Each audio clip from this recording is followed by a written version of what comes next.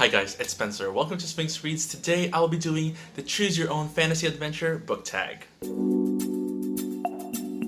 So first of all, it won't feel like this to you guys, but it has been a while since I have filmed, so I'm just like super happy to be able to do this again, and thankfully I had a good backlog of videos to post, so it doesn't feel like that to you, but I'm just super excited to do this tag.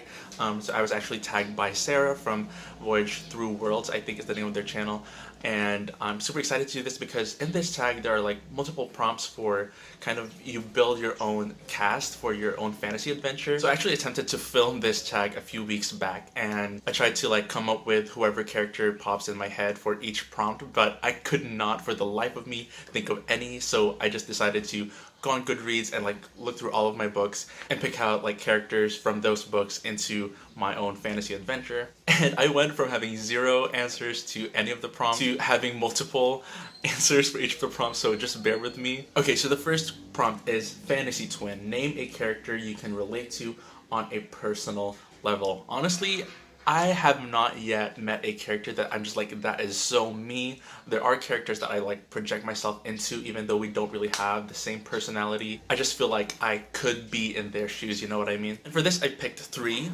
One is Jared Grace from the Spiderwick Chronicles. I don't know, he's just really curious and really adventurous, and he's a little bit stubborn, and I kind of see myself in him.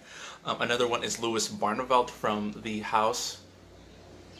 Not the house in the Cerulean Sea, the house with the clock in its walls. The reason I picked Louis Barneveld for this prompt is because I identify as a mid-sized person, and Louis Barneveld is described as chubby. Not just a passing thing that described about him, it's actually part of who he is, and I love that so much. So I read this last year, and even though I thought that it was, by the time that I read it, I was a little bit too old for it, I wish that I had read it when I was younger, especially when I dealt with a little bit of body image problems and things like that, and just seeing a chubby character in a middle grade story would have helped me a lot to just imagine myself as the hero of my own story and not someone who's just a side character, you know? Another one is Hiccup from How to Train Your Dragon. I didn't necessarily love the book.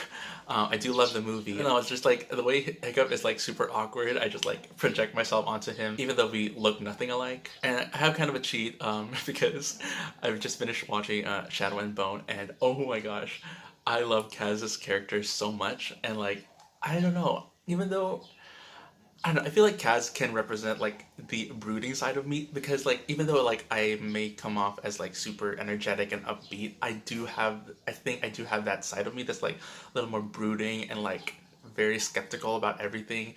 I haven't read the books, which is why I think this is kind of a cheat, but just show Kaz. I just love Kaz so much. Okay, that was a long-winded answer for one prompt. Next, we have Hero, a character you aspire to be like. Okay, I picked number 1, Sazed from Mistborn, and I probably can't describe Sazed in depth because that will be kind of spoilery, but Sazed is kind of the mentor in the Mistborn trilogy, and one of his personality traits is that he studies religions, and just he tries to match certain religions with people depending on their needs, and I just love that about him, even though there are specific reasons that is Sazed's job. I just love that part of his background. I personally love learning about different religions and belief systems, and just how certain people fit better into certain religions, if that makes sense, or none really. I just love that about him, aside from he's just the most patient, and he's just such a lovable character.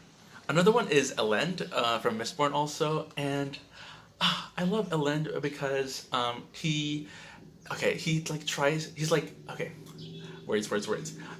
an idealist, and he tries so hard to reach his ideals and what he wants for his country. At the same time, he recognizes his shortcomings and weaknesses, and I just love that about him so much. When I was writing my notes for this, I apparently wrote Jason Grace from the Heroes of Olympus series.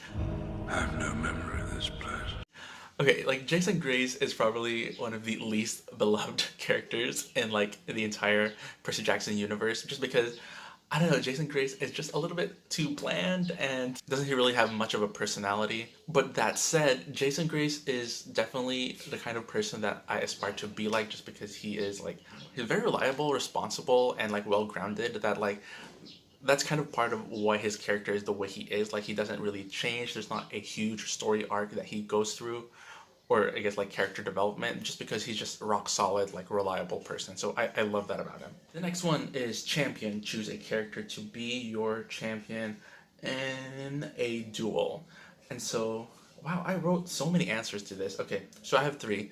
One is Morgan from the Nevermore series, and I cannot really say like why, because Morgan's like ability, like magical ability in the Nevermore series is kind of a spoiler, like a huge spoiler in the first book. So I'm just gonna say that just the magic of the world, and particularly Morgan's ability is just so fascinating. If you guys like have not read the Nevermore series and you want to read like more middle grade fantasy, and like this middle grade fantasy is not even like too young or too corny middle grade, it's just like, it's just solid middle grade. I would highly, highly, highly recommend Nevermore. Another one is Vin from Mistborn again, because Vin, such a powerful person. You would totally win if you had Vin. Another answer I put is Dustfinger. So Dustfinger is a character in Inkheart, and he's kind of like this, like kind of like a firebender, but like he's more like a fire. He's referred to as a fire dancer and fire eater. He just like creates and manipulates fire, and I don't know. I just really like him. Ooh, okay. Again, I haven't read the books, but Inej would. Oh my gosh. Okay, if you've seen Shadow and Bone and just like that last episode, there's a scene with Inej, just like. Okay, we're fine. We're moving on. Wow, I'm really like progressing slowly through this tag. Next is Unlikable character, a character you love to hate. One of my answers is, again, from Mistborn. I should stop like referencing characters from Mistborn. I wonder if I have more. I don't think so, so that's good. So Zane is kind of this, oh my gosh, okay, I can't really talk about Zane, can I? No, I can't really talk about Zane, but he's like this mysterious figure who's like also powerful, but like you're not sure. Like he's a very shady character in Mistborn, and okay, I can't talk about Zane, but like Zane from Mistborn. Ooh, also Shift from The Last Battle in the Chronicles of Narnia. Ooh, I remember like reading the series as a kid multiple times, how much every time I get to the last battle and have to read about Shift, just like how annoyed I was with him. Okay, so Shift is an ape, and he's like super deceptive, super greedy for power and things like that. And so if you're familiar with the Chronicles of Narnia, like there's like this Jesus-like figure called Aslan, who's a lion, and he's like basically the savior of Narnia, kind of like that. And Shift, the ape, is kind of like the anti-Aslan, and so yeah, he's like really, really annoying. Okay, next is Cavern Buddy? I think it's Cavern Buddy. I think I miswrote this. Okay, Cavern Buddy, name a character with whom you would want to have a drink. Oh, wow, like look at my handwriting, you guys, like it's so bad. Okay, anyway, name a character with whom you would want to have a drink or spend a night in town with. Wow, that was a struggle. Spend a night in town with. I picked two. One is Kavoth from The Name of the Wind. Not necessarily because of Kavoth's personality, because he is a little bit annoying. But Kavoth, one of his key personality traits in The Name of the Wind is that he is a lute player. Kavoth also happens to be the main narrator of the story, and the way that he describes his own music is just, I don't know how Patrick Rothfuss does it. How he describes his music is just so immaculate and transcendent, like you could almost hear it. And yeah, I would just love to hang out with Kavoth and just listen to his music, and yeah, that would be a lot of fun. And another one is Lightsong from Warbreaker. He has like a very like good sense of humor, and he is just like really skeptical about everything, but like not in an annoying way, in a really humorous and like, I don't know how to describe it. He's like witty humor. Like I love that about him. He's also very sarcastic, and there's a word and I can't remember it. I can't remember this word, but whatever. The next prompt is a villain. Name a character you would not want to cross paths with. Okay, so I picked Technically three. Okay, so I picked Mrs. Coulter and Lord Asriel from his Dark Material series. I haven't read the books yet. I already have it, but I don't know what it is, but it's usually like not the characters who have like really powerful, like super magical powers. Usually those characters, they don't necessarily like scare me. It's usually the characters who are kind of like in authority and power that like are able to manipulate people like just by like their aura and things like that. Those are the characters that like really like scare me as like villains, and Mrs. Coulter and Lord Asriel are definitely those characters. They're also both very morally gray, which I love in villains. The reason I love morally gray villains is because their motives make more sense, because the more realistic a motive, you know, the good side of them, the more real like their evil actions tend to feel, like the more impactful they are. The same thing goes for the other person I picked, the Adderhead from Inkheart. Actually more so in the later books, but the Adderhead is a character who's just pretty much the same. He is very powerful like politically, but not necessarily in terms of magic. He doesn't really have that. I think part of it too is because kind of those characters kind of reflect like reality, like people in power, like in the government or like whatever kind of organization you're part of. Like people in power just like have that effect on people. That's like, I can do this just because I want to, and that makes them scary characters. Okay, next one is a mentor. The door, tour, another tour, come on the tour. Or name a character you would want to learn from or have as a mentor. And okay, one of the people I picked is like the villain in Nevermore, but that is also a spoiler. Like, guys, just read Nevermore so that you know what I'm talking about. But it's kind of ironic because I just talked about villains, but the villain in Nevermore, like the main one, I think is a great mentor. It's kind of weird because he's like evil, but like, I don't know, just like even like 3 books in, like you still don't know necessarily what his ulterior motives are, just that he's like really powerful and his power is fascinating, the way he like does his magic, and I just want to learn from this villain. The other one I would say is Silas from the Graveyard Book by Neil Gaiman. So if you guys didn't know, the Graveyard Book is kind of like a Jungle Book retelling, but like instead of it being set in the jungle, it's set in a graveyard. So our main character is raised in a graveyard, and one of the characters is Silas, which I believe is the parallel to Bagheera in the Jungle Book. It's like this mysterious ghost slash mentor, and he's just like such a cool guardian for our main character. Silas is my favorite character in the Graveyard Book, and that's saying a lot because I loved so many characters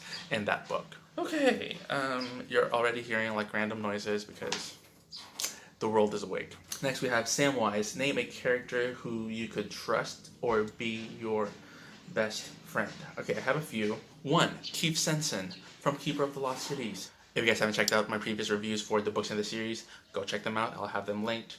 Maybe if I'm not lazy. But Keith is like this, he's a very stereotypical character. He's like the comedic relief character. He's the sarcastic, snobby. A lot of people say that he's like the bad boy of the story, but he's not really a bad boy. He's just really sarcastic and just like has a like great sense of humor, and I would love to hang out with Keith any day. The other one is Hawthorne Swift, again from Nevermore. I love Hawthorne. He's like, I don't know, he's just like, okay, I love those friends who are just there. They're not controlling or possessive. Just like spend time with their main character. Like the kind of best friend who's just like, just there, like reliable, loyal, not like overly clingy, but at the same time not toxic either. It's just, there's a really delicate balance when it comes to relationships with people, and that includes friendships. And when that is achieved, I just eat it up. Y'all, like Hawthorne Swift is like such a cool best friend to have. So next is Corin from The Horse and His Boy in the Chronicles of Narnia. He's not necessarily a best friend in the story. I can't really say what he is because that would be a spoiler, but Corin is just this like adventurous like kid, and I can't really say much about him, can I? But I love Corin. He's one of my favorite characters in the Chronicles of Narnia. And then Fella from The Name of the Wind. Fella is this super smart, also, is she rich? I think she is rich, but it's not like a like huge personality trait that she has, but she's very smart and she's very reliable. Also, she's really pretty, if I remember correctly. So I feel like Patrick Rothfuss does get a lot of criticism when it comes to Fella, just because she's just like that female character who like the main character turns to whenever he needs help, and she's just already there, and like that's pretty much the entire purpose that she serves. Even though you can already tell that she has so much more to offer, and that there's just so much more depth to her personality, and I just love Fella so much. I can't talk about these characters without spoiling them, so I'm just gonna move on from here. And the last one, wow, this took us a while, is Found Family. If you could adopt a character, I can't read my own handwriting. If you could adopt a character and give it a home, who would it be? Okay, so what did I write? Okay, I wrote 2 characters from the house in the Cerulean Sea. Lucy, who is the Antichrist in the story, which it can put some people off. I know, I can understand, but this is not like an evil devil character. It's like Lucy is like this kid who has been labeled as like the biggest threat to the world, and in reality he's just like a really like sweet, lovable kid who loves like old music. And I love old music, so just like I would love to adopt Lucy.